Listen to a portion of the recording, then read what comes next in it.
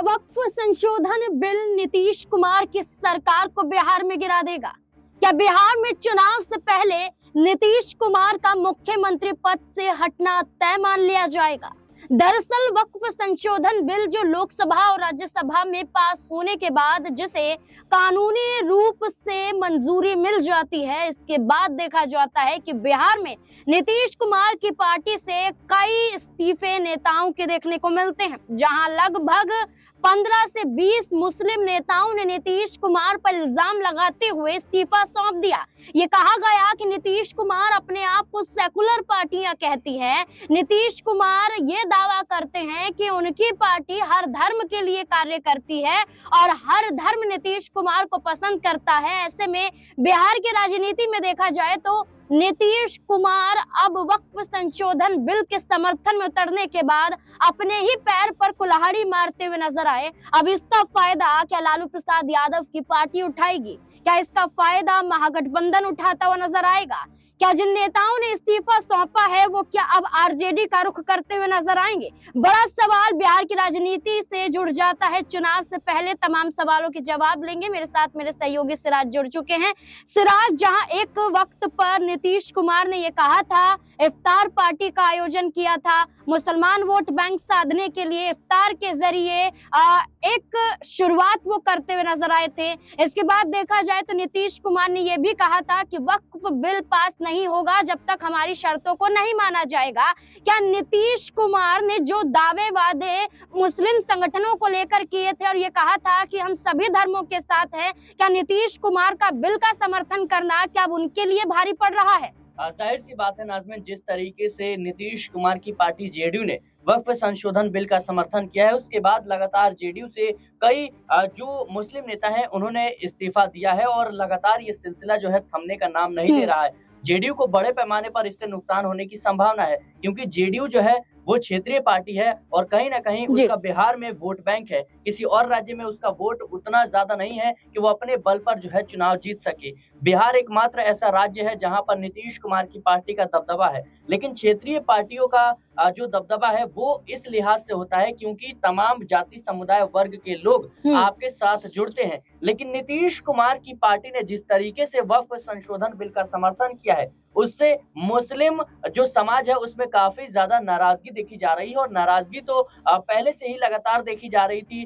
जब लल्लन सिंह कहते हैं कि भाई अल्पसंख्यक समाज के लोग जो है वो नीतीश कुमार को वोट नहीं करते हैं, फिर भी नीतीश कुमार सबके लिए काम करते हैं। नाराजगी जो है उस वक्त से भी देखी जा रही है जब नीतीश कुमार जो है वो कहीं ना कहीं उनकी पार्टी से लल्लन सिंह ने वक्फ संशोधन बिल का समर्थन कर दिया था। फिर अगले ही दिन नीतीश कुमार ऐलान कर देते हैं कि वक्फ बोर्ड की जमीनों पर मदरसों का निर्माण करवाया जाएगा। नाराजगी तो उस समय से भी है जब गृह मंत्री अमित शाह ने अम्बेडकर को लेकर बयान दिया और कहीं ना कहीं लल्लन सिंह ने खुले मन से उनका समर्थन कर दिया। तो नाराजगी तो कह सकते हैं कि दलितों में भी है, अल्पसंख्यकों में भी है, लेकिन कहीं ना कहीं नीतीश कुमार के ये दो बड़े कह सकते हैं वर्ग हैं जो वोट करते हैं। खासतौर पर दलितों का वोट उनको मिलता रहा है, मुस्लिम उनके साथ रहे हैं। लेकिन जिस तरीके की छवि नीतीश कुमार की हुआ करती थी एक सेकुलर नेता वाली, और देखिए नीतीश कुमार इस लिहाज से भी काफी लंबे समय से बिहार की राजनीति में टिके हुए हैं क्योंकि देखा जाए तो वो भारतीय जनता पार्टी के साथ सरकार चलाने के बावजूद कहीं ना कहीं मुस्लिमों को उन्होंने कभी भी दरकिनार करने का काम नहीं। देखिए, अगर मुस्लिम 17 से 20% बिहार में माने जाते हैं और यही वोट बैंक नीतीश कुमार को अब तक सत्ता में बैठाता आया है, लेकिन क्या नीतीश कुमार नहीं, क्या इसकी वजह कोई और भी बन सकता है? जैसे कि केंद्रीय मंत्री लल्लन सिंह और संजय झा की बात करें, ये दो ऐसे चेहरे नजर आए जो नीतीश कुमार के साथ कभी दिखाई नहीं दिए और खामियाजा अब नीतीश कुमार को भुगतना पड़ रहा है। क्या वक्फ संशोधन बिल का समर्थन संसद के अंदर लल्लन सिंह का करना बाहर नीतीश कुमार की मुश्किलों को बढ़ाने का काम किया है? क्या लल्लन सिंह भारतीय जनता पार्टी के इशारों पर काम कर रहे हैं? जाहिर सी बात है नाज़मीन, सवाल तो लगातार उठ रहे हैं और विपक्ष तो कई मौकों पर ये दावा कर चुका है कि नीतीश कुमार की अभी हालत ऐसी है कि वो सरकार चलाने में सक्षम नहीं है और उनके जो दोनों डिप्टी सीएम हैं उनके नाम तक वो नहीं बता सकते हैं। लेकिन बात लल्लन सिंह की करें तो लल्लन सिंह पर हमेशा से सवाल उठते रहे हैं और लल्लन सिंह को लेकर विपक्ष तो यहाँ तक दावा करता है कि जेडीयू के कुछ ऐसे नेता हैं जो भारतीय जनता पार्टी के इशारे पर काम कर रहे हैं। बीजेपी जैसा करती है वैसा करते हैं और नीतीश कुमार की पार्टी को हाईजैक कर लिया गया है भारतीय जनता पार्टी के द्वारा।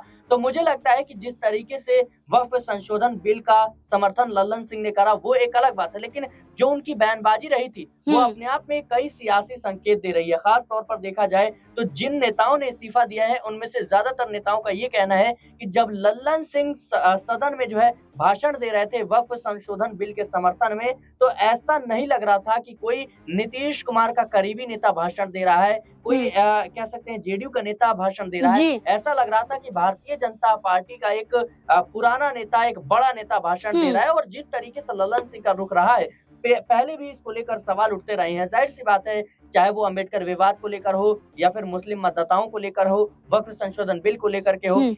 और लल्लन सिंह जब आरजेडी और जेडीयू का गठबंधन था उस वक्त भी लालू परिवार से नजदीकियां बढ़ा रहे थे और इस लिहाज से भी उन पर आरोप लगते रहे हैं कि लल्लन सिंह वो चेहरा है और कह सकते हैं कि संजय झा वो चेहरा है जो कहीं ना कहीं नीतीश कुमार का खेल खत्म कर सकते हैं। और देखिए अभी हाल ही में चर्चा इस बात की चल रही थी कि नीतीश कुमार के बेटे निशांत कुमार की राजनीति में एंट्री होगी, लेकिन अभी जो उसकी सुगबुगाहट है वो पूरी तरीके से खत्म हो चुकी है। और जो खबरें निकलकर सामने आ रही थी कि भाई जेडीयू के बड़े नेता हैं इससे नाराज हैं कि नीतीश कुमार के बेटे निशांत कुमार अचानक देखिए निशांत कुमार का रुख अगर किया जाए तो राजनीति में माना जा रहा है, लेकिन इसको लेकर लल्लन सिंह जो बड़ा चेहरा माने जाते हैं वो समर्थन में कोई बयान नहीं देते हैं। लेकिन निशांत कुमार के बाद दो बड़े चेहरे जब जेडीयू पार्टी से इस्तीफा दे देते हैं तब भी लल्लन सिंह का ये बयान होता है कि नेताओं को मैं जानता ही नहीं, किस पद पर थे ये हमें मालूम ही नहीं। यानी कि वो अपने पूर्व एमएलसी जो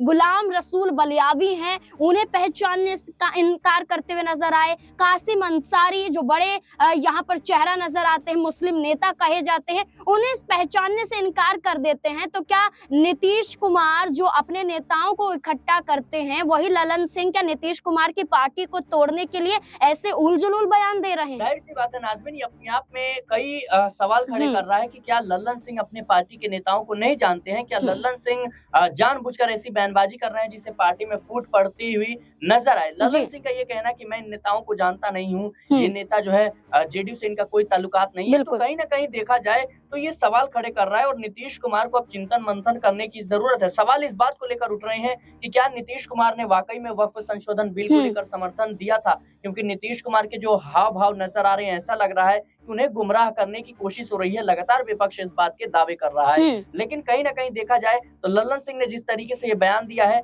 मुझे लगता है जेडीयू को बड़े पैमाने पर इससे नुकसान होगा। देखिए एक आखिरी सवाल लेना चाहूंगी कि तेजस्वी यादव ने जब वक्फ संशोधन बिल के खिलाफ मुस्लिम संगठनों का विरोध प्रदर्शन सड़कों पर हो रहा था, तब तेजस्वी यादव ने कहा था कि मुख्यमंत्री पद या सत्ता में आना जरूरी नहीं है, लेकिन हम मुसलमानों के हक की आवाज को उठाएंगे। क्या हक की आवाज को उठाने के साथ मुस्लिम वोट बैंक को तेजस्वी यादव ने साध लिया? नीतीश कुमार को इसी बात का खामियाजा भुगतना पड़ेगा। जाहिर सी बात है नाज़मीन की आरजेडी को भी कहीं ना कहीं जो मुस्लिम है वो बढ़ चढ़ कर समर्थन देते हैं। और जाहिर सी बात है कि नीतीश कुमार हो या फिर तेजस्वी यादव हो, दोनों ही ये ऐसे चेहरे हैं जिनको कहीं ना कहीं मुस्लिमों का समर्थन मिलता रहा है और ये पार्टियां मुस्लिमों की हितैषी खुद को बताती हैं। लेकिन तेजस्वी यादव की बात करें तो तेजस्वी यादव विपक्ष में होने के नाते जिस तरीके से मुस्लिम समाज के लोगों की बातों को उठा रहे हैं और उनके समर्थन की बात कर रहे हैं, मुझे लगता है कि चुनाव को देखते हुए बड़ा खेल होने वाला है। बिल्कुल, यह बात करें कि बिहार में 2025 विधानसभा चुनाव को लेकर जहां तैयारियां तेज राजनीतिक दलों की देखने को मिल रही है, तो वहीं भारतीय जनता पार्टी अपना बचाव कर अपने सहयोगी दलों को कहीं ना कहीं दुश्मन राज्यों में बनाती हुई नजर आ रही है। यही कारण है कि चिराग पासवान हो या नीतीश कुमार हो, इनकी पार्टियों से कई मुस्लिम नेताओं ने इस्तीफा दे दिया और साथ ही साथ आरजेडी ने दावा कर दिया कि बिहार में बदलाव होगा। अब देखना होगा तेजस्वी यादव के बदलाव के साथ क्या नीतीश कुमार को बड़ा झटका लगेगा, क्या नीतीश कुमार के हाथों से मुख्यमंत्री पद भी छिन जाएगा? इस पूरे मुद्दे को लेकर आप क्या सोचते हैं? अपनी राय कमेंट सेक्शन में जरूर दें। देखते रहे SPN9 न्यूज़। धन्यवाद।